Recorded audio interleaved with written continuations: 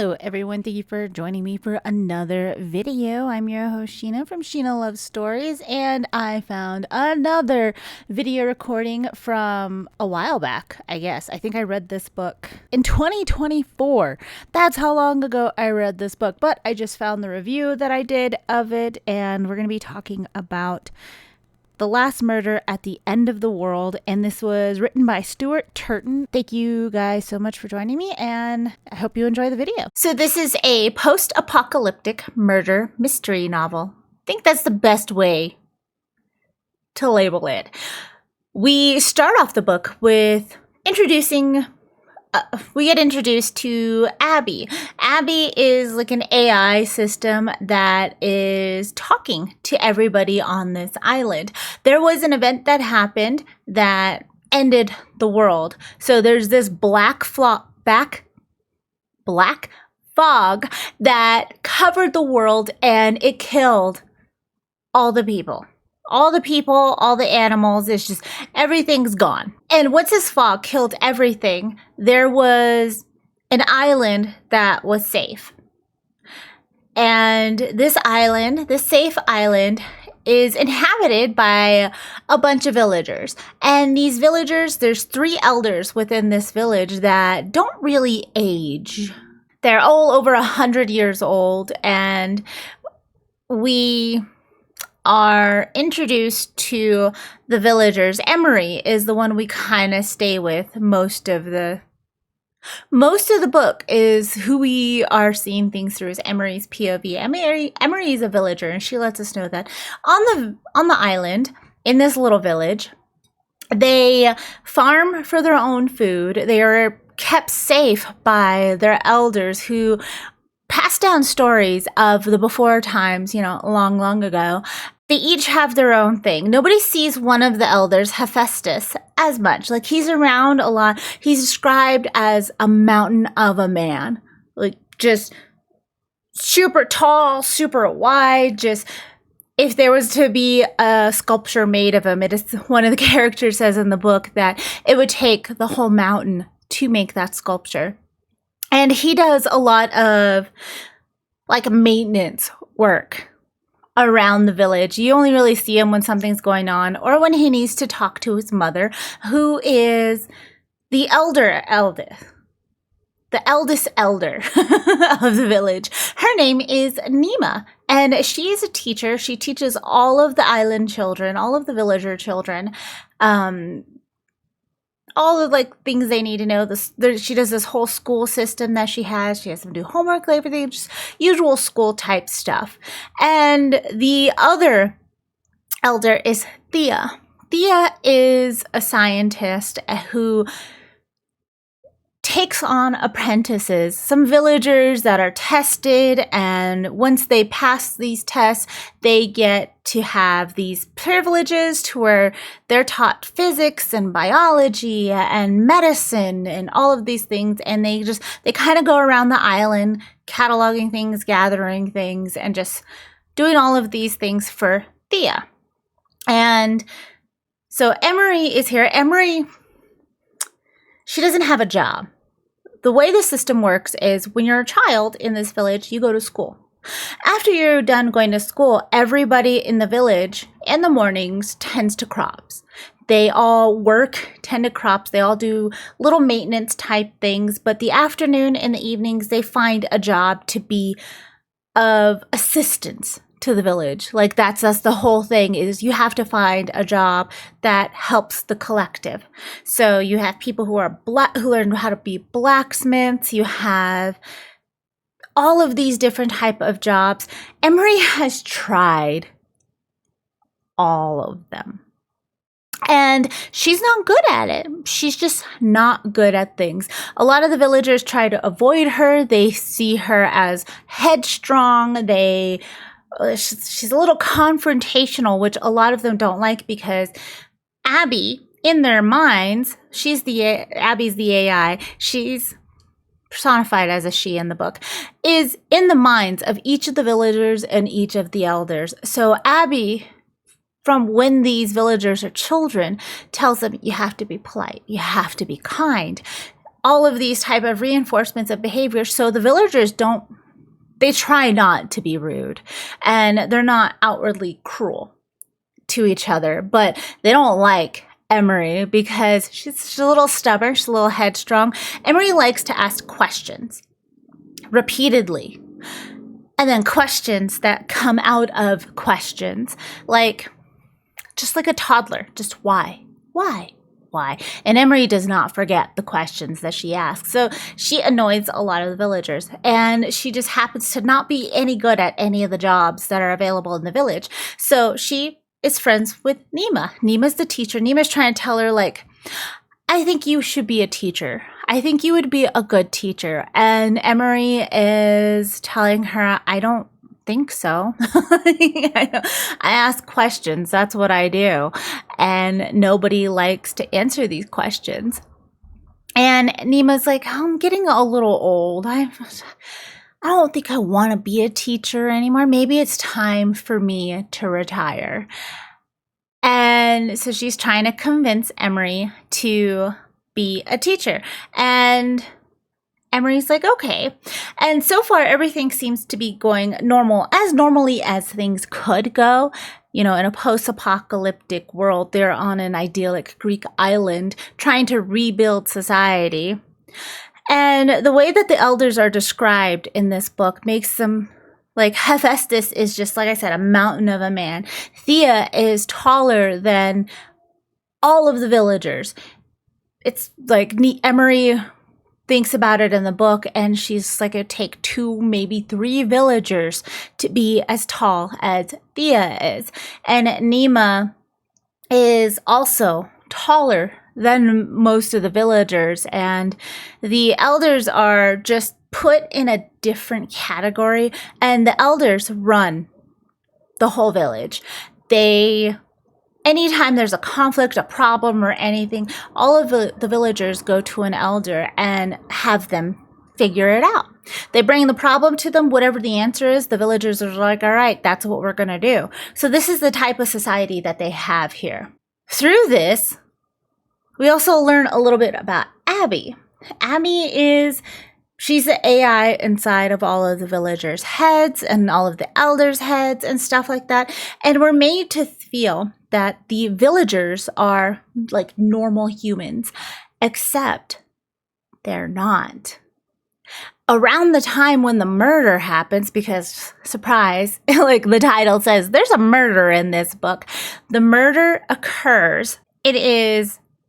Nima is found by Emery, and she has some head trauma. She has a stab wound to the chest, and there's also 7 villagers there, or 6 villagers there as well, that are also dead, and they're pulled out of a warehouse that was set on fire. So it looked like somebody tried to cover up the murder. Except the villagers have no concept of murder. They don't understand murder. They don't understand causing harm to anybody else, because around the time this happens, we find out the villagers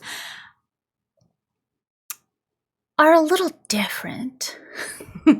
So Emery and the villagers, they have a curfew. Once curfew hits, the Abby tells Emery, you're going to sleep outside again.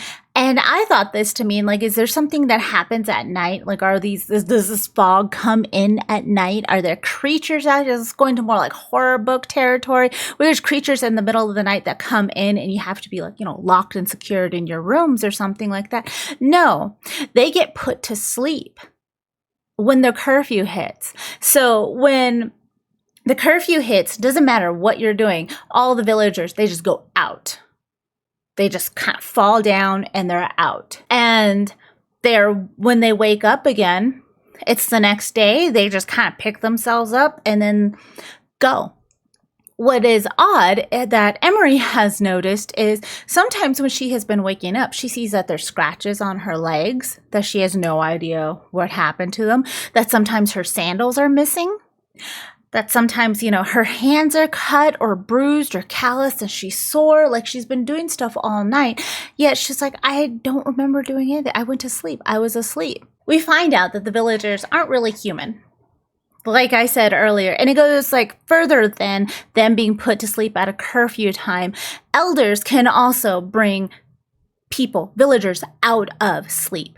And when they bring them out of sleep, they can have them conscious or unconscious. So Abby activates some of the villagers at night when everybody's asleep to do maintenance around things, to fix the solar plant panels, to fix water pumps, or do some more complicated repairs that they wouldn't normally be able to do without like supervision and training and everything like that. So at night, sometimes Abby activates them and is just like, I'm going to set them off to go do the things.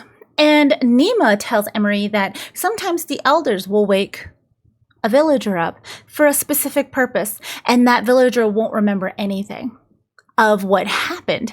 And Emery is super excited. She's like, I knew it. I knew there was something going on. I had questions about this, but nobody would answer them.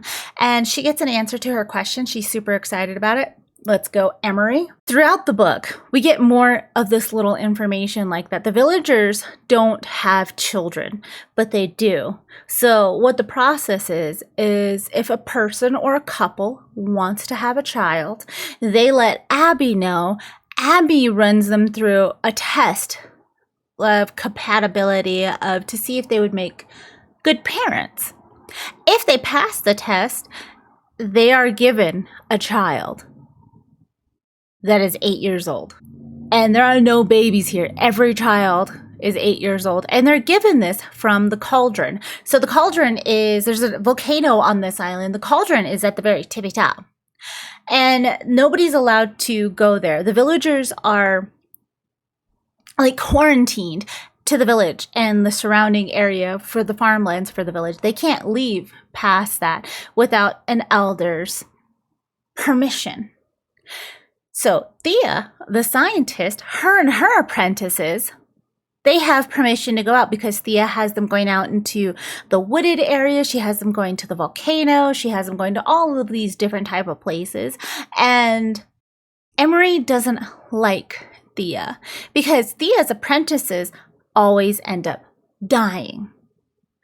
And another thing we learn about the villagers in this book is everybody will die at age 60. There can be accidents and they can die before that, but she explains it as there's something wrong with their hearts. So when they go to sleep and it's their 60th birthday, they don't wake up. So because of this, and because they know all of this, they have funerals the night before they're about to die, where they say their goodbyes to the rest of the villagers. They hand out parts of their property if they want to, but everything's very communal on this village. One night, Emery's grandfather is about to die. He is doing his goodbyes. They're having his funeral. It's a happy occasion. Everybody's happy except for Emery and her father, Seth. So they're having the funeral. She's there. She's getting angry on behalf of her grandfather because she's like, he is perfectly healthy. Why can't he live past tonight? The elders, each of them, are over 100 years old. Why can't my grandfather continue to live? So when he has his funeral, that's kind of the catalyst for what happens in the book. Once he has his funeral, there seems to be more things that just seem really coincidental that start happening, but they're a little odd. And Emery clocks every one of these changes, every one of these odd little things. She's like, why? What's going on? Why? What's happening? None of the villagers will talk to her. Nima is the only elder that she can talk to because she's scared of Hephaestus and she hates Thea because her and her husband were once apprentices of Thea. When she quit from being an apprentice and they had a baby, they had a child, and she could not get her husband to quit being an apprentice. He died. She was told that Thea sent them out into the ocean and there was a storm and he drowned. him and all the other apprentices. She blames Thea for making her a widow. Oh, careful, Steve. You're about to fall. And Thea just doesn't like her because she's just annoying. So she was fine to let her go. And Emery's daughter, Clara, is 17 years old. So she's about the age where she starts to find her job, what she's going to do in the village to contribute to the village and to their little society, and what she's kind of going to do. So she decides that she wants to be an apprentice for Thea. She goes through the testing, everything like that. That creates a whole rift between her and her mom. They don't talk. They're upset. They had fights. She's upset that she wants to work with Thea because she blames Thea for killing her husband, and she's worried now that she's going to kill her daughter. So she's trying not to be upset, but she's just really sad. And Clara gets in. Clara becomes an apprentice. Clara is out with Thea and the other apprentices on the other part of the island, trying to find and document some more things. So a part of these duties is Thea has to go get a child from the Cauldron Garden. And the Cauldron Garden, like I said, the cauldron's at the top of the volcano. A garden is the little place in it. So we hear this from Clara that there's a child being brought out from the cauldron. And the child's 8 years old in this little, like, suit type thing that, like, pants and a shirt, but looks very culty. Like, if you can just put it in your mind, like what it is, like the linen pants and the linen shirt type thing.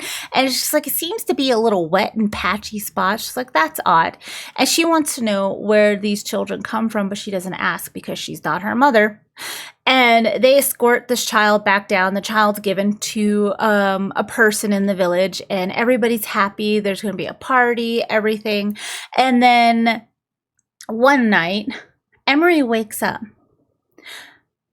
Like one morning, it's just like early morning, she wakes up. She realizes that there's a warehouse on fire. She's yelling for everybody, there's fire, fire, fire. And Abby runs them through all of these fire drills constantly, because fire is the one thing that could destroy the whole village and nobody would really have control over it. So she's screaming, there's a fire, there's a fire. She runs into the warehouse and sees a body there.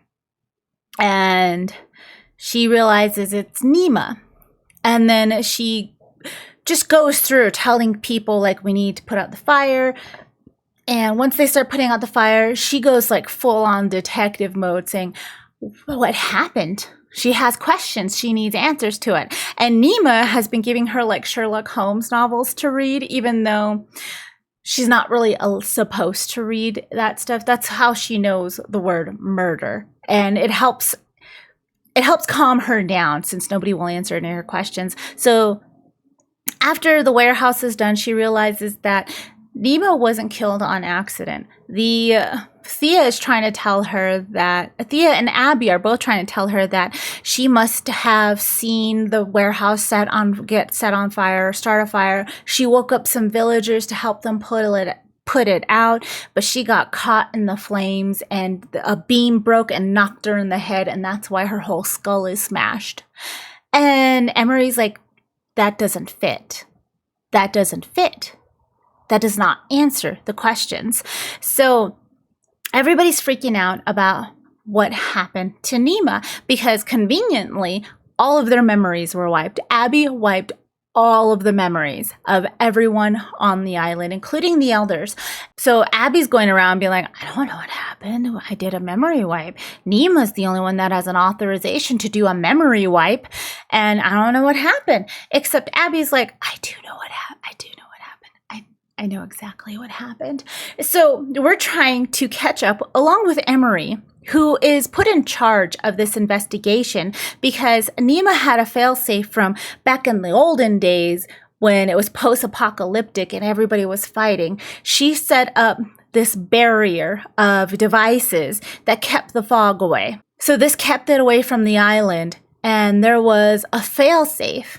If anybody had killed her, it would be taken offline and the fog would come in and destroy everything on the island. So they start noticing the fog's coming in. Nema reactivated that failsafe, and they're like, the only place that's going to be fine is the Cauldron Garden because it has a protective dome on it, but that's it. There is a research company called BlackRock that they all worked for. Nema started it. Nema worked for it. And Thea and Hephaestus worked for her there. They have a whole laboratory on this island because Nema bought this island. And there's a whole laboratory under there, except it's sealed off and I guess infested with the fog, so they can't go under there. And that's what Thea's been trying to do. She's been trying to figure out a way how to get back to the Black Rock Research Center so she can figure out how to get rid of the fog so she can wake up her sister, because there's 100 or so humans in the Black Rock Research Facility that were put into a stasis and were told that they would be woken up when society has rebuilt. Thea's sister is one of those. Thea's sister and Hephaestus got really close. After the world ended and everything happened, there were gangs running around, there were groups of people doing terrible, terrible things, and they caught Hephaestus and did a lot of terrible things to Hephaestus. We don't know what. It's implied, but we don't know. And he found Thea's sister and was bringing her to the island and protected her from doing all of that, from all of that craziness. And so Thea is trying to figure out how to get rid of the fog so she can get to her sister, who she hasn't seen in decades. So they're trying to figure out what's going on. Emery realizes that it was probably Thea or Hephaestus that killed Nema. And like, they're the only ones capable of doing it. Thea and Hephaestus are telling Emery that no, it was a villager that killed Nema. So what we find out through all of this is Nema was fucking cutthroat in the before times. She was all for profit. She wanted to advance her sciences and did all of this for profit. She created the villagers, except before they were villagers, before they were like conscious or sentient. She created the original ones as a type of android to be put in place of humans during wartime. And then Thea's telling Emery through all of this that later down the line, Nema realized that she could sell these as household droid type things. And so that was when the second generation of the villagers came out. They are small and they seem hobbit-like when they're described against the towering elders. Find out the elders are regular humans who have nanobots in their system that extend their life, and they did medical advances through the Black Rock Research Facility that extends their life and continuously repairs their cells and their tissues and everything like that. And so the villagers were created originally as proxies for war. And then after that, they were put into domestic type of duties. And then she tells Emery, that's why you all die when you're 60. It's planned obsolescence. So we can sell the people the newer model. So that's why Thea and Hephaestus have never shown the villagers that we get shown like little examples of this throughout the book, that these are people. So she's trying to figure out if one of those two did it. They're trying to blame it on her. They're also trying to cover their tracks because there's evidence all over the place that can point to anybody. And it does. It points to a lot of people. And throughout this, we hear Abby's little nudges for people. And we know as the audience that Abby's a liar. Abby's been lying to everybody. We get to hear different people's perspectives and what Abby is telling them. And so the fog's coming in. There's so many hours until the fog comes in, and it is the death of people. And Abby's reinforcing this, trying to push Emery into this investigation more, but also trying to misdirect her. Thea is freaking out. She's destroying evidence that points to her being the killer and is a little sus of Hephaestus. Hephaestus is like, I'm going to kill everyone. because he has an anger issue. He was the son of a billionaire who never had to do anything really or learn anything, even though he has like a doctorate in biology. So he has an anger issue. Once his mother dies, he wants to kill everybody, wants to kill the whole village. And Abby tells him that that can't happen. And explaining the fail-safes of what happens, they have to find out who killed Nima and why and have a full confession, and that person needs to be executed so the fail-safe can be restarted back up. And that's kind of the stakes we're going through here. Everybody's going to die if nobody can figure this out. So Hephaestus has decided that everybody is going to die anyways. He's going to kill them if they don't figure it out. And they have memory extractors, which can put memories onto a gem, except the gem that Nima had was destroyed by the only criminal on the island, he has said. His name is Adil. He tried to stab Nima, and Abby convinced Nima to exile him instead of executing him. And so the villagers are freaking out a little bit. Once they figure out what's kind of going on, they're trying to help Emery figure out what happened. And Thea and Hephaestus are telling Emery and the villagers that Nima told them the truth of what they really are. They're not human. They're manufactured. And that set off the villagers. All the villagers just went crazy with rage, and they attacked Nima, and they killed her. And the villagers are saying, no, that's not what we would do. And Emery proves it by telling them the truth. And they all take a second to be like, okay, I've processed this. What's next? And it lets them know that she's in charge of the investigation, so she needs all this information. And we get to see every little bit of this investigation in the book and what every piece of evidence goes to. So we find out Nima lied to Thea, telling her that the fog was in the Black Rock research facility. It's not. The facility's fine. In fact, the facility is so intact that Nima gave Abby permission to wake up some of the villagers, the apprentices that were thought to be drowned out at sea, including Emery's husband. They are in a dream state where they're digging in the Black Rock facility, and they're doing like mining operation type work in there. And Nima just told Thea that they drowned, sorry. And Thea told everybody they drowned, sorry. And so Emery's husband is alive down there doing this digging project, and they find another person that was attacked during this whole thing. And this person was Clara's,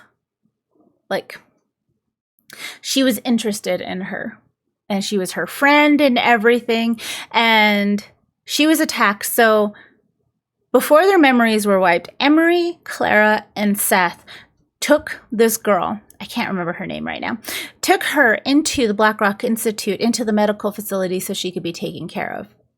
And then they left, and their memory was wiped, so they had no idea. But Thea was pissed that Nima has been lying to her, almost enough to kill. It's given her the motive for murder, except she didn't murder Nima. So she found out that the Black Rock Institute is fine. She could have seen her sister the whole time. She could have been working on how to get rid of the fog, but Nima and Hephaestus didn't want her to do that. Nima's whole goal, after all of this has happened, after she spent all of these years being a teacher to these villagers, she's decided that she cannot let humans back out into the world unless they can be contained and controlled, like the villagers. So she has been doing experiments and research to integrate. There's a fungus that has a chemical in it, and it's a part of the biological makeup of these villagers, which is why Abby can control them. Abby cannot control humans. She's in their head, but she can't control them. So Nima's trying to use this chemical in this fungus to integrate it into the human biology enough that Abby can control them like the villagers, except those high amounts of chemicals for the humans kills them. So she's been trying to tinker with this and work on this for decades. And she's decided that she needs to be able to do this for the humankind so that they do not redestroy the planet. And they kept Thea from working on a fix for the fog, because once she's figured out how to do the fog, clear it up, get past it, whatever, she's going to wake her sister up and they're going to go off into the world.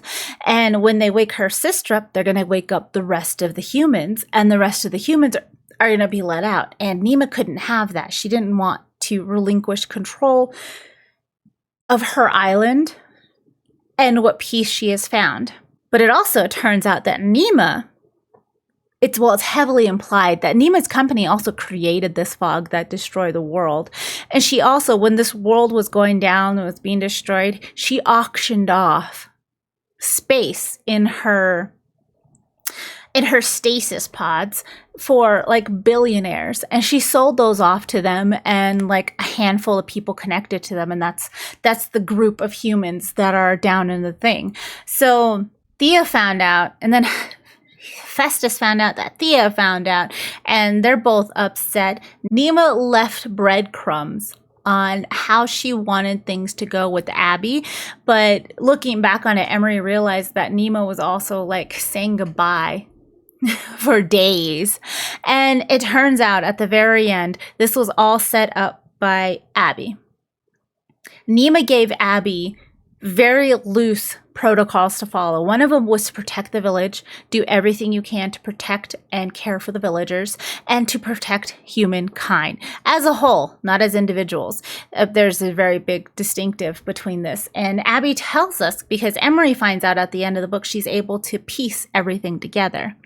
Nima was going to explain to everybody what happened and that she does not want to have the humans take over the thing. What she was telling the villagers at the event that caused her, that she died at, was that she was giving the world to the villagers and that they needed to rebuild society and then wake the humans once society was rebuilt. She gave Abby these loose instructions. Abby manipulated Nima and the villagers and everybody, really, and created this whole murder scene to look like a covered up botched murder and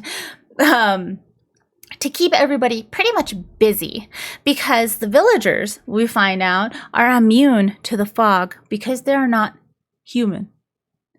They are not human. They do not have like similar biology. They have blood, but it's not really blood because they're manufactured.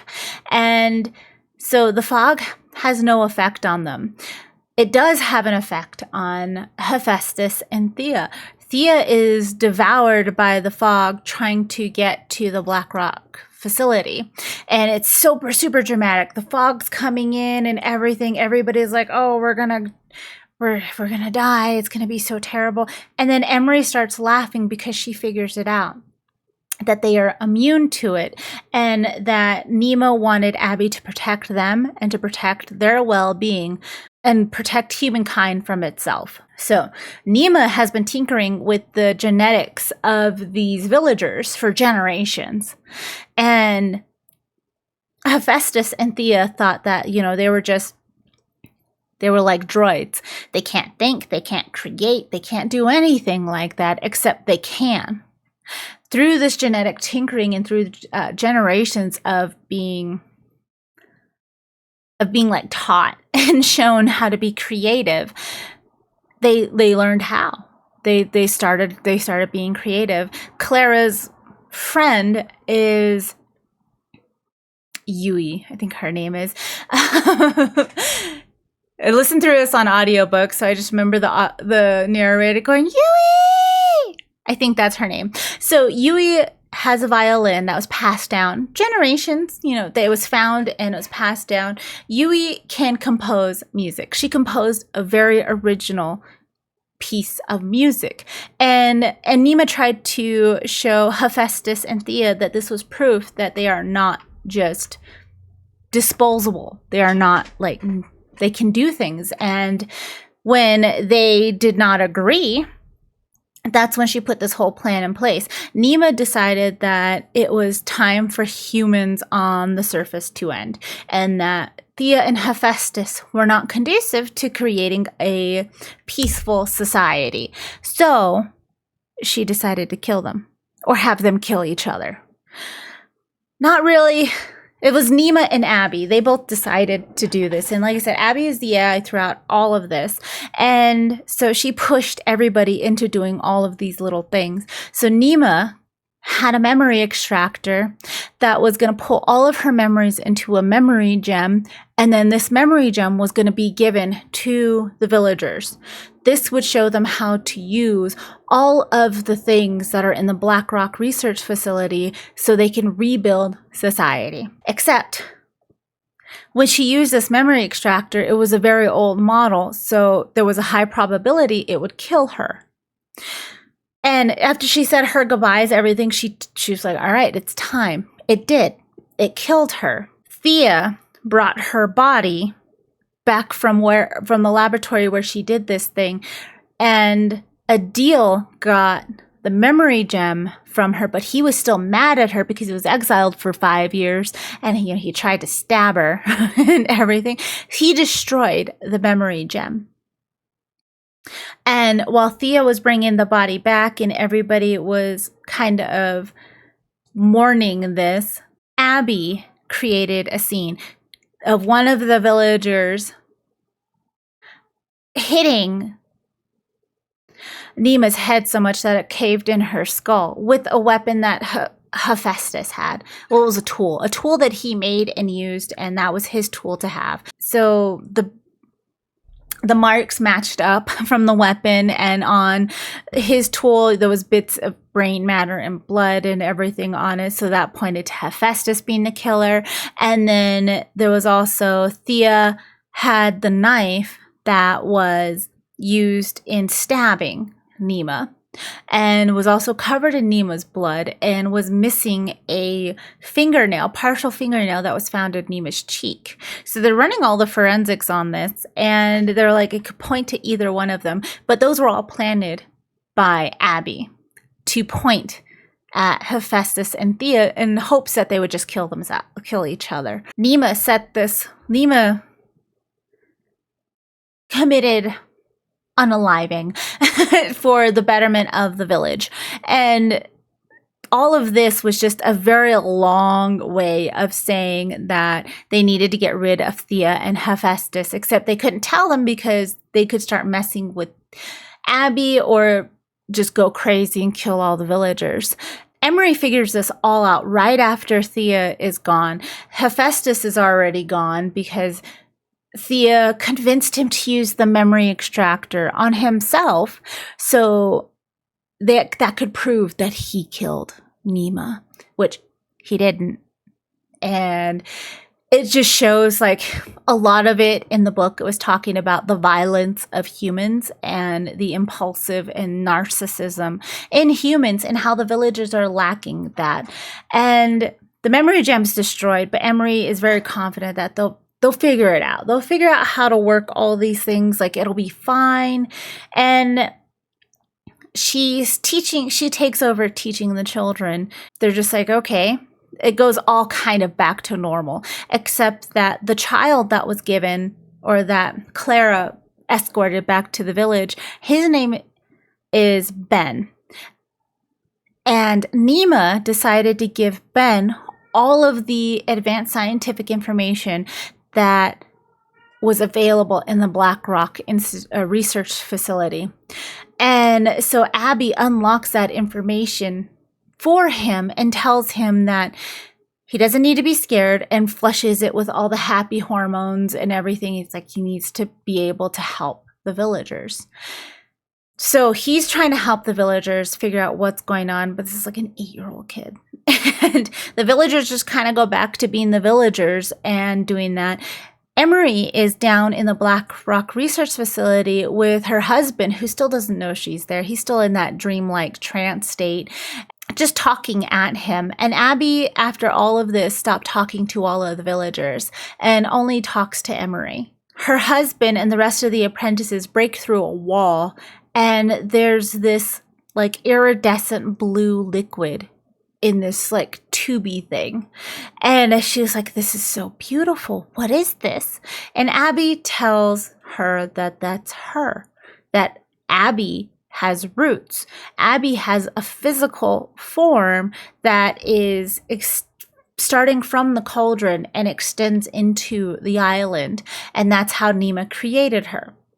And Nima told her that apart to protect the villagers, Abby also needed to be killed, because once humans wake up, whether it be, tomorrow or 500 years from after this event happened, they can control all of the villagers with Abby.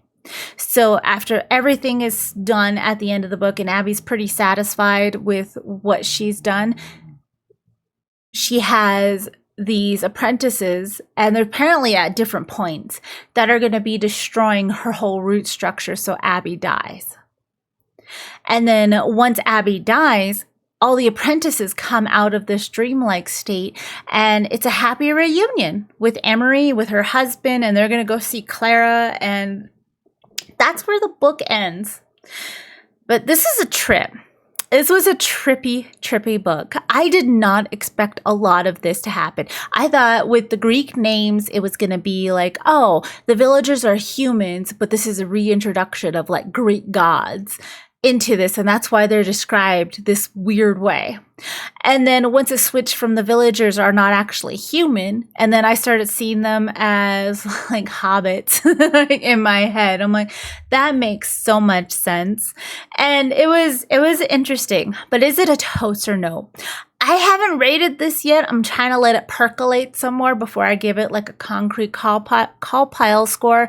But I think it's a totes. I think it was a very interesting book. It looked at a lot of different things, and it was fun reading a murder mystery novel that included characters who didn't even know what murder was. So all of these things, like everybody who reads murder mysteries, like get really excited when they're like, I know who did it. I know who did it. I know how this is going to go. And you're kind of annoyed with characters. Maybe it's just me. Does anybody else do that? Anyways, I get annoyed with characters sometimes. I'm like, why are you doing this? Why are you doing that? You just tainted the evidence. I do the same thing in TV shows. But these people legit have no idea what's going on. They don't understand investigations, evidence, or forensics, or murder, or anything like interrogation type stuff. And it was just very fascinating to see it from people who just don't know. But like I said, I think it's a totes. It was really fun. That's it for this one. Thank you guys so much for joining me. I hope you guys have an amazing day, night, afternoon, whatever it is, where you are. If you want to read this book, I have a link for your local library where you can find out your local libraries. I got this through my local library, through my Libby app. So I'll have a link for it to find your local library. I also have a link to where to buy the book that's not through Amazon, and it'll help support your local bookstores.